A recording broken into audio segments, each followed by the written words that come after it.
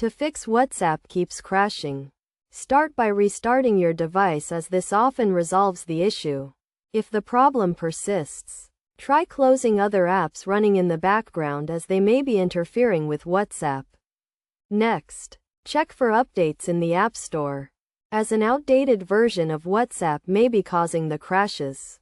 Update WhatsApp to the latest version and try using it again. If WhatsApp continues to crash, clear the app's cache and data. This will remove any temporary files that may be causing the issue. Be aware that clearing data will remove your chat history, so use this option with caution. Another step is to uninstall and reinstall WhatsApp. This will remove any corrupted files and give you a fresh start. Additionally, check your device's storage space, as low storage can cause apps to crash. Free up some space by deleting unnecessary files or uninstalling other apps. It is also important to check for any conflicts with other apps. Try uninstalling recently installed apps and see if WhatsApp works properly.